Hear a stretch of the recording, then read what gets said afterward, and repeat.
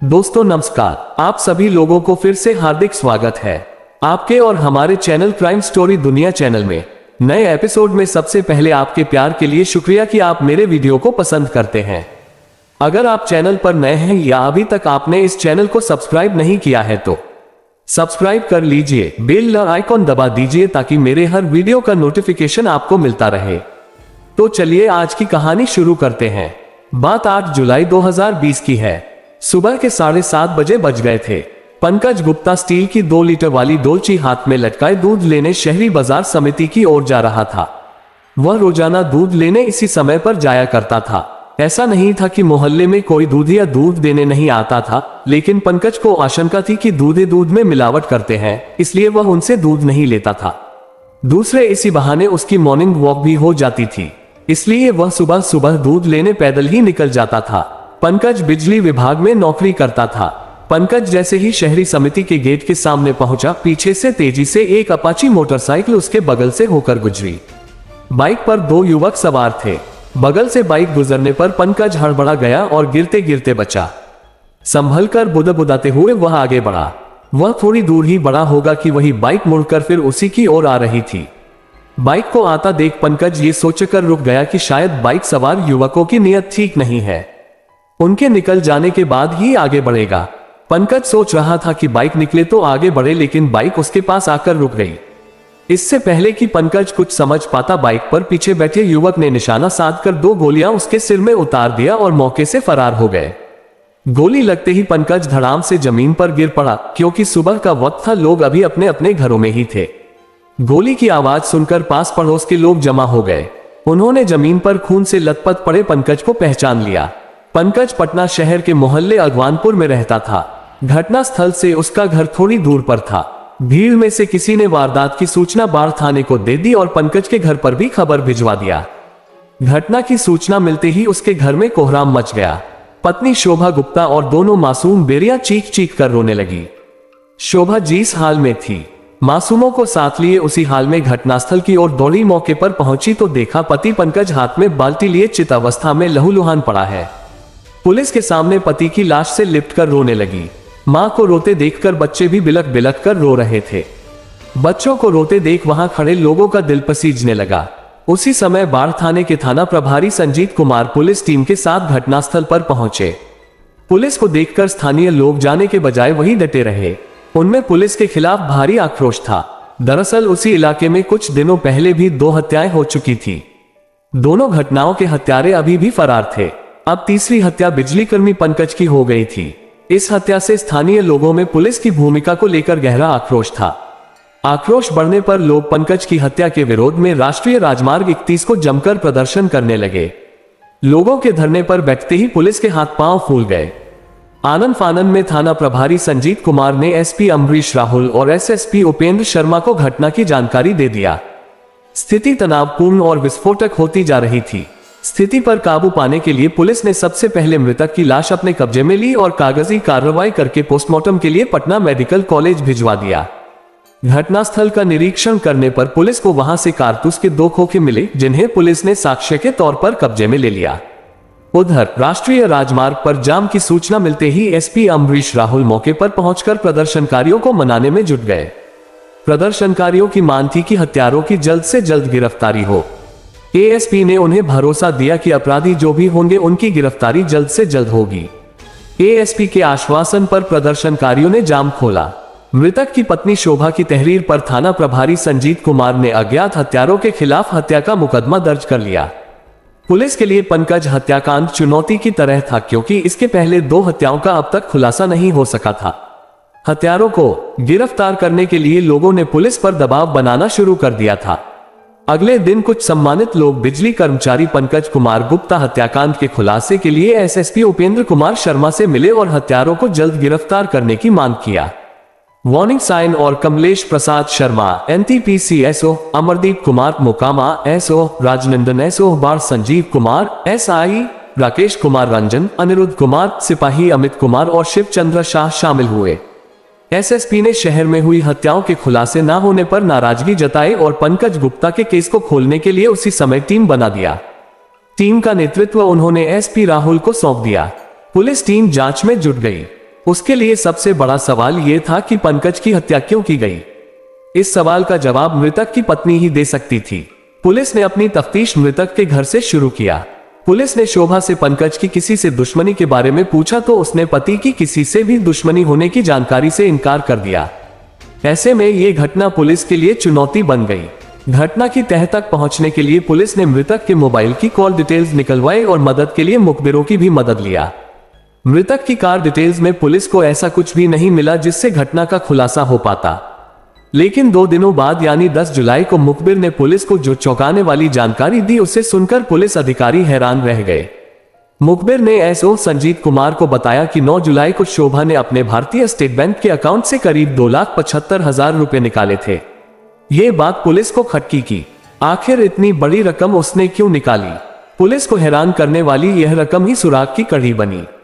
SP Amrish Rahul को शोभा पर शक हुआ कि कहीं पति की हत्या में पत्नी का ही हाथ तो नहीं है। पुलिस ने शोभा का फोन नंबर हासिल किया, उस नंबर की कॉल डिटेल्स निकलवाए और साथ ही उसके नंबर को सर्विलांस पर लगा दिया।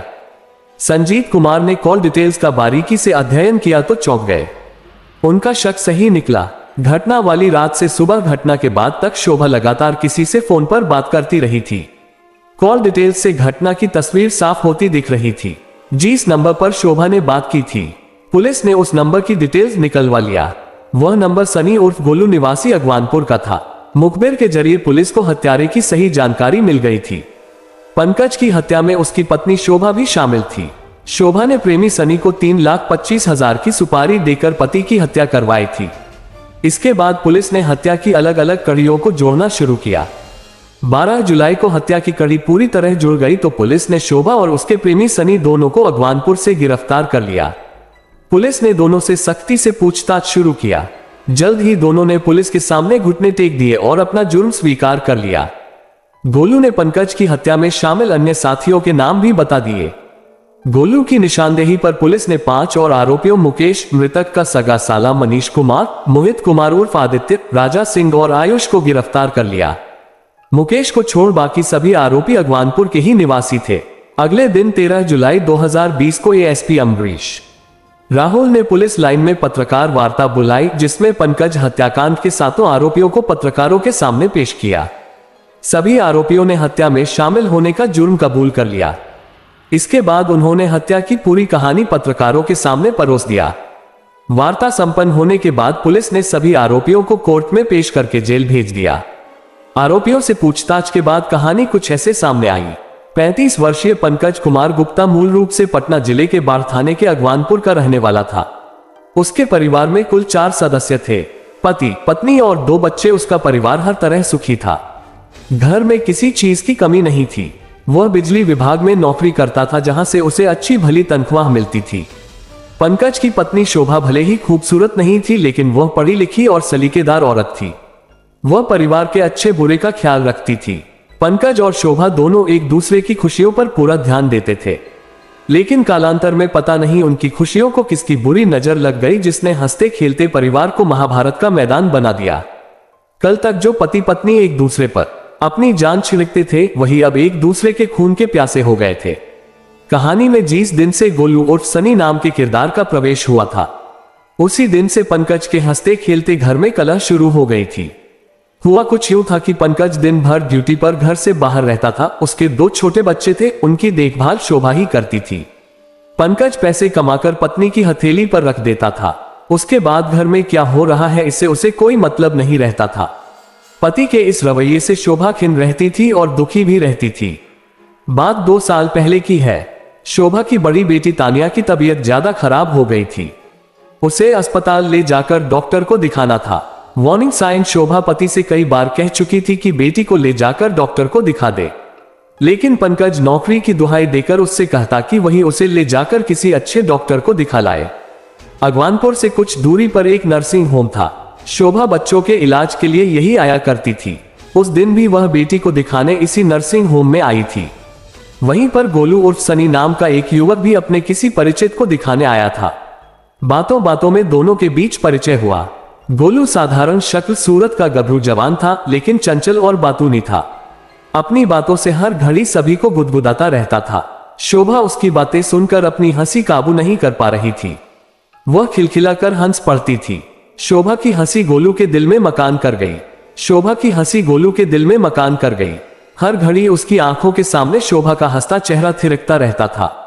कुंवारा गोलू समझ नहीं पा रहा था उसे ये क्या हो गया है।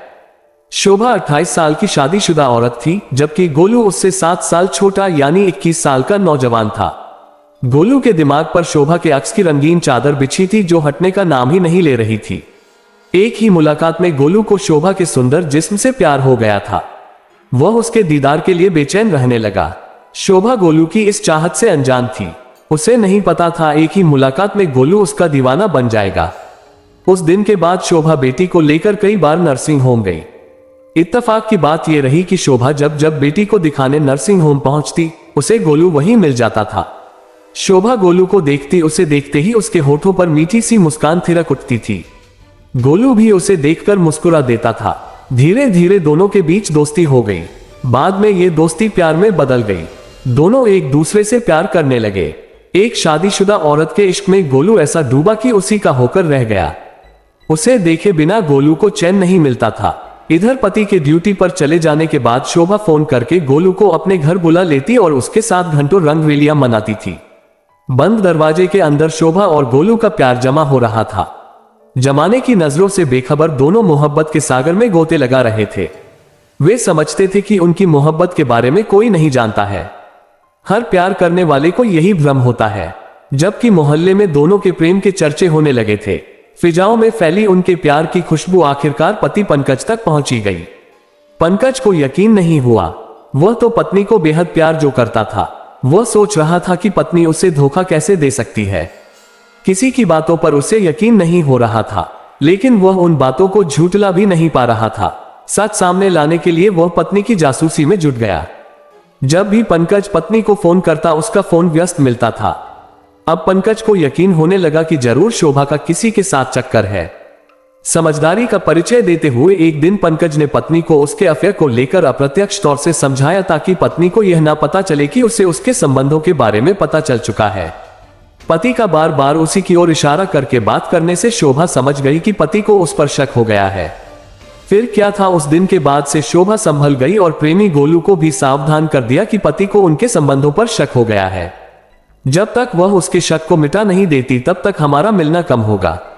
हम फोन पर ही बातें करेंगे। शोभा ने पति को विश्वास दिलाने के लिए कई कलाएं पेश किया, लेकिन पंकज सब समझ रहा था। उसे उसकी बातों पर तनिक भी यकीन नहीं हुआ।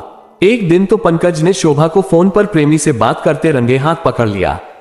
यही नहीं, उसने जब पत्नी के हाथ पर गोलू के नाम का लिखा टैटू देखा तो उसका खून खौल उठा। कोई भी पति ये बर्दाश्त नहीं कर सकता कि उसकी पत्नी अपने जिस्म पर किसी पर आए मर्द का नाम लिखाए। उस दिन पंकज का गुस्सा पत्नी के अंग अंग पर टूटा।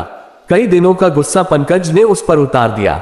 साथ ही सख्त हिदायत भी दी कि आज के बाद फिर प्रेमी से बात करने या मिलने की कोशिश की तो वह उसे जान से मार देगा। पति से पिटी शोभा ने भी उससे कह दिया, गोलू मेरी जान है, मैं उससे दूर रहकर जिंदा नहीं रह सकती। तुम चाहो तो मेरी जान ही क्यों ना ले लो। मुझे मर जाना मंजूर है, लेकिन गोलू के बिना जीना मंजूर नहीं है। इसके बाद इसी बात को लेकर अक्सर रोजाना ही शोभा की पिटाई होने लगी। पति की रोज रोज मारपीट से शोभा उब गई थी।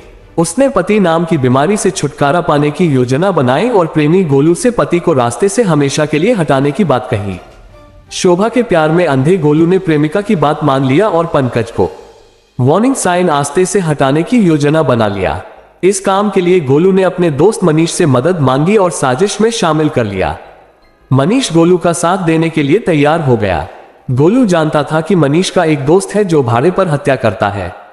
गोलू के कहने पर मनीष ने क्रिमिनल मोहित से संपर्क साधा और काम करने को कहा, लेकिन मोहित ने यह कहते हुए हत्या की सुपारी लेने से इनकार कर दिया कि वह ये काम नहीं करता है। लेकिन उसका एक दोस्त राजा सिंह है जो ये काम करता है, उन्हें उससे मिला देगा, काम हो जाएगा। मोहित ने मनीष को राजा सिंह से मिलवा दिया। राजा ने काम के बदले एडवांस के रूप में 50,000 रुपए मांगे। मनीष ने यह बात गोलू को बताई और गोलू ने प्रेमिका शोभा से एडवांस के 50,000 रुपए मांगे। शोभा के पास इतनी रकम नहीं थी। उसने अपने भाई मुकेश से पैसे मांगे तो उसने भी हाथ खड़े कर दिए, लेकिन उसकी साजिश में शामिल होकर उसका साथ देने लगा। शोभा ने पति की हत्या के लिए उसके बनवाए अपने सोने के झुमके 45,000 रुपए में बेच दिए। ये रकम राजा सिंह को दे दी गई। उसके बाद आगे की योजना तय हो गई।